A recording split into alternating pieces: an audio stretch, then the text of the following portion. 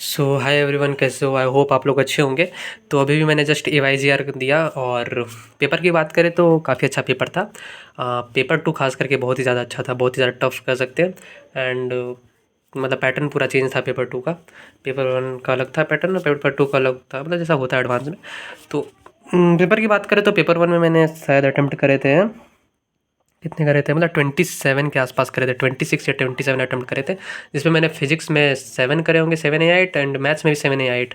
मतलब फिजिक्स और मैथ्स में मैंने लगभग लगभग बराबर ही किए थे, एंड केमिस्ट्री में मैंने 12 करे थे। तो ये पेपर 1 में मैंने करा था, एंड पेपर 2 में मैंने केमिस्ट्री में 11 करा और 7 करा फिजिक्स में, एंड मैथ्स में भी 6 या 7 करा था। तो मतलब ओवरऑल देखा जाए तो फिजिक्स एंड मैथ्स तो मेरे से मतलब इक्वल ही, मतलब मैंने सॉल्व करा।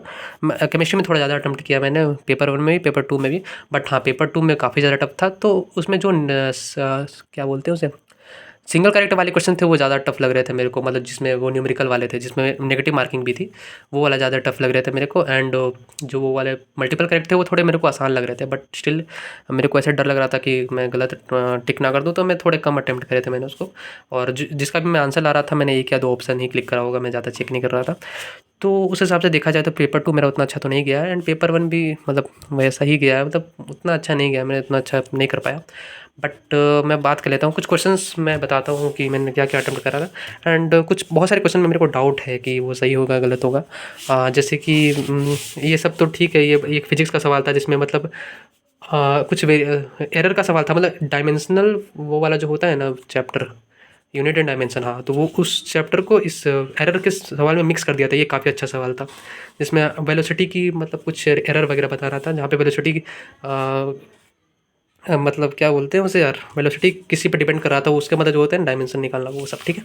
तो ये वाला बहुत अच्छा सवाल था जिसमें एरर बताना था। तो ये पता नहीं मैंने क्या निकाला था, ये मेरे को याद नहीं है, बट वो अच्छा सवाल था, है ना, गलत भी हो सकता है। और ये तो पेपर 1 में ही, हाँ, एक ये लिमिट वाला सवाल था, इसको मैंने बहुत ज़्यादा 10-15 मिनट टाइम दिया होगा, क्योंकि मेरे से पहले सॉल्व नहीं हुआ। फिर मैंने जब दूसरे राउंड में मैंने जब सॉल्व करने आया तो मेरे से हो गया।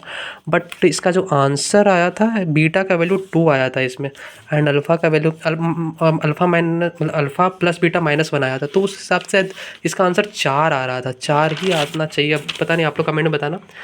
और एक, हाँ, ये इसमें जो ऑर्गेनिक की वेटेज थी वो बहुत ज़्यादा थी, पेपर 1 में भी पेपर 2 में भी। एंड वही ऑर्गेनिक मैंने किया था ज़्यादा, क्योंकि मेरे को वही समझ में आता है अच्छे से। फिजिकल तो होता नहीं है मेरे से बहुत ज़्यादा कैलकुलेशन, और थोड़ा ऐसा रहता है। इस देखो, इसमें इसमें न्यूमेरिकल वाले में भी नेगेटिव थी, तो वो सब तो मैंने कम ही अटेम्प्ट करा, क्योंकि जहाँ अगर तुक्का भी मारूंगा तो भाई गलत हो गया तो फिर -1 मिल जाएगा। और एक ये वाला था भाई सवाल, ये मेरे को समझ ही नहीं आ रहा था। मतलब रेट पे जो होता है ना, टेम्परेचर के इन्वर्सली प्रोपोर्शनल और मोलिकुलर मास के भी इन्वर्सली प्रोपोर्शनल या डायरेक्टली प्रोपोर्शनल होता है, ये मेरे को याद नहीं आ रहा था। इसका आंसर भी मोलिकुलर मास का रेशियो पूछा था, ये वाला सवाल मेरे से बन नहीं रहा था। तो इसको मैंने टाइम दिया था अच्छा खासा, पर नहीं बना। और ये वाला, ये सब तो ऑर्गेनिक सब तो हो रही थी। एक ये वाला सवाल था जिसमें एडियाबेटिक प्रोसेस हो रहा था, एंड इसमें टाइम पीरियड का फॉर्मूला पूछा था, मतलब बहुत अच्छा सवाल था। एंड इसमें मैंने क्या किया कि मैंने दोनों फोर्सेस का डिफरेंस लिया, एंड डिफरेंस लेने के बाद जो आंसर आया था उसमें मतलब जो टाइम पीरियड का फॉर्मूला में जैसे अंडर रूट के अंदर में वो 2m करके था, वो वाला मैंने मार्क कर दिया था। एक मतलब m करके था, एक 2m करके था। तो वो जो डिफरेंस लेते हैं तब वो 2m हो जाता है, मतलब उस हिसाब से बताना आप लोग कि इसका क्या आंसर था। गलत भी हो सकता है मेरा। और ये भाई तगड़ा सवाल था ये, है ना। क्या बोलते हैं, कोऑर्डिनेट का सवाल था, बहुत अच्छा सवाल था ये वाला। इसमें 2 सर्कल मीट कर रहे होते हैं, उनका मतलब बताना होता है कि कहाँ दोनों इंटरसेक्ट करेंगे, वो नॉन जीरो पॉइंट, एंड उससे एक सर्कल खींच के, और जो टेंजेंट होता है वो एक्सिस से उसका टेंजेंट होता है, उससे एक सर्कल ड्रॉ करना होता है। और पता नहीं कोई डिस्टेंस वगैरह पूछ रहा था, तो इसको भी मैंने अच्छा खासा टाइम दे के सॉल्व किया। पता नहीं इसका आंसर मैंने क्या फील किया, बट ये गलत हुआ तो भाई पता नहीं। मतलब कोऑर्डिनेट में ही मेरा थोड़ा कॉन्फिडेंस रहता है कि कोऑर्डिनेट के सवाल हो जाए, और 3D ज्योमेट्री के, क्योंकि मेरे से ज़्यादा होता नहीं है मैथ्स में।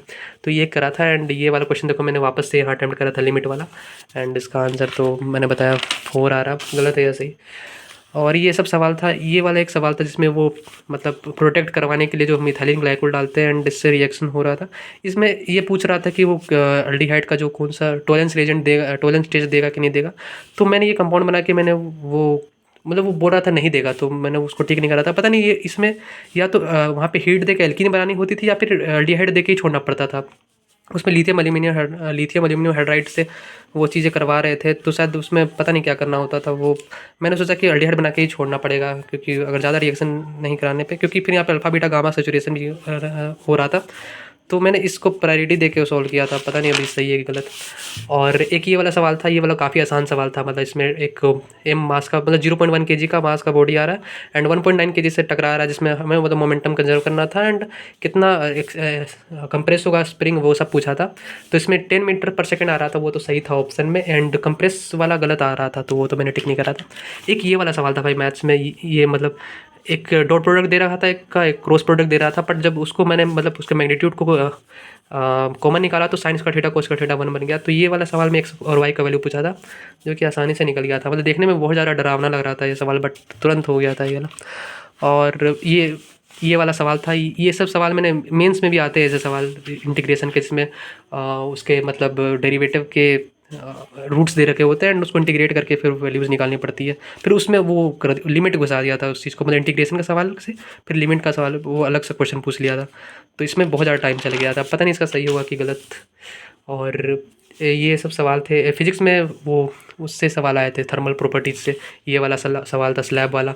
इसमें 2 ऑप्शन ठीक थे, जिसमें टेम्परेचर पूछ रहा था, 2 या 3 मेरे को याद नहीं ध्यान में, बट हाँ टेम्परेचर वाला जो पूछ रहा था वो T4 में, वो वाला सही था, 40 या 50 डिग्री सेल्सियस आता था, तो उस तरह से था। एंड एक ये वाला सवाल था भाई, इसमें मेरे को डाउट है कि ये जो एक्सेलरेशन रिवर्स करते हैं, तो जब यहाँ पे टेंशन मैक्सिमम जब हम निकालते हैं, मतलब मैक्सिमम टेंशन जो आता है वो एकदम एक्सट्रीम पोजीशन पे आता है ना, क्योंकि मैंने वही करके निकाला एंड इसका आंसर पता नहीं क्या आ रहा था। वही करके निकाला कि मतलब दोनों के स्क्वायर का अंडर रूट ले लिया मैंने दोनों फोर्स का, एंड वही मैक्सिमम टेंशन मैंने मार्क कर दिया। पता नहीं वो सही है कि गलत है। और वेव्स से भी एक अच्छा सवाल आया था, जहाँ पे उन्होंने वो मतलब टेंशन वगैरह वेरी करवा के फ्रीक्वेंसी वगैरह निकाल के फिर लेंथ वगैरह निकाला था, बट उसमें एक स्टेटमेंट था कि मैनिपुलेट करके फ्रीक्वेंसी को डायरेक्टली प्रोपोर्शनल कर देना चाहिए टेंशन से, तो मैंने वो रूट हटा के फ्रीक्वेंसी को डायरेक्टली प्रोपोर्शनल कर दिया। पता नहीं ये सही हो गलत होगा, ये मेरे को नहीं पता। ये भी लेंथ वगैरह पूछा था, तो ये बहुत अच्छा सवाल था। ये सब मैं अच्छे सवाल बता रहा हूँ। और एक ये तो आसान सवाल आया था प्लेन का, और डिस्टेंस पूछ रहा था, ये तो हो गया था। और एक इंटीग्रेशन का बहुत ही अजीब सवाल आया था, मतलब बहुत सारे इक्वेशन बन रहे थे, मैंने इसको बीच में करके छोड़ दिया।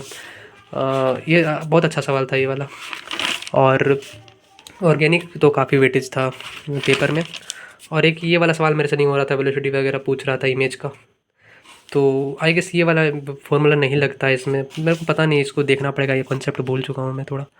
और ये वाला सिल्वरिंग वाला जो था, उसमें थोड़े मतलब मेरे को डाउट है, क्योंकि जब हम वो लेंथ वगैरह निकालते हैं, मतलब लेंथ का रेशियो पूछ रहा था, तो ये वाला टर्म नीचे जाता है तो वो सबसे ऊपर आता, वो चीज़ वो ऊपर आता है या नीचे आता है, मेरे को उतना डाउट है, मैंने ध्यान नहीं दिया अच्छे से। तो ये सब था। एंड मैथ्स में थोड़ा ज़्यादा अटेम्प्ट करने की कोशिश कर रहा था, क्योंकि मेरे को फिजिक्स पल्ले ही नहीं पड़ रहा था। केमिस्ट्री करने के बाद मैं मैथ्स ही करने चला गया था ज़्यादा। तो इस तरह से था। एंड भाई मैंने जितने क्वेश्चन जो मेरे को ध्यान में थे, जो मेरे को लग रहे थे कि वो मेरे को डाउट है, वो सब मैंने बता दिया। आप लोग नीचे कमेंट में बताना आप लोगों का कैसा गया। एंड ये तो मेरा लास्ट टेस्ट था, एंड आप लोग का भी आई होप आप लास्ट टेस्ट होगा। बाकी अब सिर्फ 3 या 4 दिन बचे हैं। 4 दिन में आई गेस एक टेस्ट दे सकते हो तो देना, नहीं तो अवॉइड करो टेस्ट देना अभी। एंड क्योंकि इससे फालतू हम डिमोटिवेट ही हो जाते हैं, क्वेश्चन देख के बनते नहीं है तब। तो ये मेरा लास्ट था। एंड अभी मतलब मैं रिवाइज़ करूँगा। अब मेरे को बहुत सारी चीज़ें पता चली कि मेरे को ध्यान में नहीं है चीज़। इनऑर्गेनिक में जैसे मैंने बायोमोलिकुल से पढ़ना भी स्टार्ट नहीं करा था, तो पेपर 1 में भी एक सवाल था, उसमें मैं कंफ्यूज हो रहा था। वो गैलेक्टोज और ग्लूकोज का बीटा 1 बीटा 2, कार्बन 1 कार्बन 2, वो चीज़ में मैं कंफ्यूज हो रहा था। वो चीज़ मेरे को देखना पड़ेगा।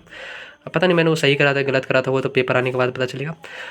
तो वही है कि अभी चीज़ें छोटी मोटी चीज़ें भी अगर रिवाइज कर सकते हो तो करो, क्योंकि वो सब क्या है नंबर में थोड़े फंसा देते हैं, जो मेमोरीज वाली चीज़ें होती है, खास करके केमिस्ट्री में। तो वो सब तो अच्छे से रिवाइज करना पड़ेगा। ये चीज़ मेरे को पता चली इस टेस्ट को देने के बाद। एंड और भी मैथ्स में जो फॉर्मूलेज है उनको भी अच्छे टिप में होना चाहिए। जैसे स्टैटिस्टिक्स का एक फार्मूला था, मतलब जो क्वेश्चन था पेपर 1 में, वो मेरे से नहीं हुआ क्योंकि मेरे को फॉर्मूले ध्यान में नहीं थे। एंड वो चीज़ मेरे को थोड़ा देखना पड़ेगी। और बाकी बस यही था भाई पेपर का पूरा एनालिसिस। एंड आप लोग बताना आप लोगों का कैसा गया। एंड कल मिलते हैं भाई, रिजल्ट आ जाएगा कल तब। ठीक है, थोड़ी वीडियो लंबी बन गई, बट चलो ठीक है, इतना तो चलता है। ठीक है, बाय बाय।